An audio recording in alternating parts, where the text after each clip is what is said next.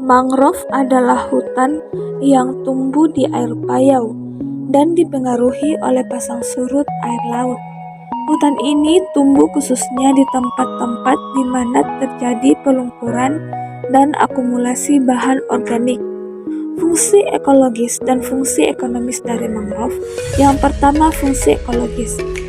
Fungsi ekologis dari hutan mangrove yaitu sebagai habitat atau tempat hidup, berlindung, mencari makan, dan berkembang biak binatang laut. Selain itu, hutan mangrove dapat berfungsi sebagai stabilisator garis pantai. Fungsi ini dikenal bisa mencegah erosi sebagai akibat pukulan ombak dan juga berperan dalam penambahan lahan pantai. Terakhir, hutan mangrove memiliki fungsi ekologis yaitu sebagai filter dari pengaruh laut maupun dari darat. Adanya hutan mangrove dapat mencegah terjadinya intrusi air laut ke darat. Yang kedua yaitu fungsi ekonomis. Fungsi ekonomis dari adanya hutan mangrove adalah nilai ekonomi dari kayu dan makhluk hidup yang ada di dalamnya. Sebab, mangrove dapat dimanfaatkan untuk berbagai kebutuhan hidup penduduk, misalnya untuk kayu bakar, bangunan, arang, hingga untuk obat-obatan. Ada beberapa jenis hutan mangrove yang bisa kita temukan berdasarkan lingkungan dan jenis dari tumbuhan yang ada di dalamnya. Hutan kawasan mangrove sendiri kini tak hanya terpaku pada kawasan hutan konservasi saja. Namun, kini keberadaan hutan mangrove juga berfungsi sebagai lahan wisata yang perlahan mulai terkenal. Kawasan hutan mangrove merupakan kawasan yang sangat penting.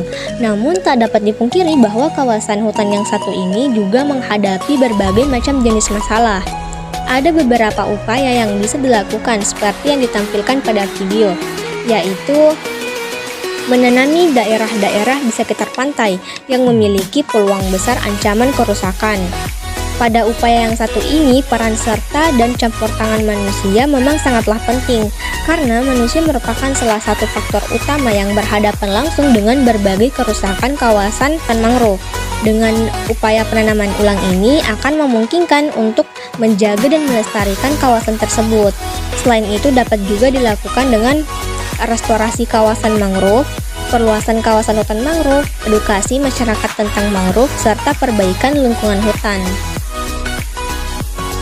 Terumbu karang adalah sekumpulan hewan karang yang bersimbiosis dengan sejenis tumbuhan alga. Manfaat terumbu karang dalam kehidupan. Yang pertama, terumbu karang sebagai pelindung pesisir dan pantai. Terumbu karang mampu mengurangi kekuatan ombak sehingga ombak yang datang tidak merusak pantai. Yang kedua, pelindung ikan dan hewan lainnya. Terumbu karang merupakan tempat tinggal dan berlindung ikan kecil dan hewan lainnya. Yang ketiga, mengurangi pemanasan global. Terumbu karang mampu menyerap CO2 dan mengurangi terjadinya pemanasan global. Yang keempat, sebagai sarana rekreasi. Terumbu karang yang indah juga dapat menjadi rekreasi bagi masyarakat. Nah, yang kelima, sebagai sarana pendidikan dan penelitian.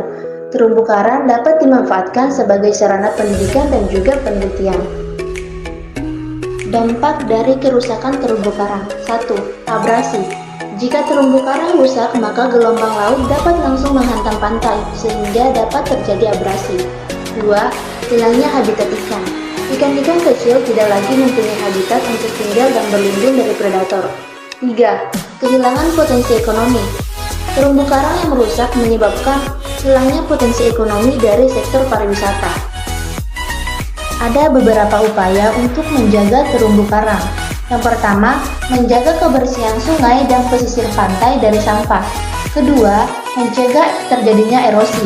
Yang ketiga, menangkap ikan tanpa merusak karang. Yang keempat, tidak mengambil karang dan terumbu karang. Yang kelima, melibatkan masyarakat dalam upaya pelestarian terumbu karang. Yang keenam, meningkatkan kompetensi sumber daya manusia dalam pengelolaan ekosistem terumbu karang. Nah, yang terakhir atau yang ketujuh, rehabilitasi terumbu karang yang rusak.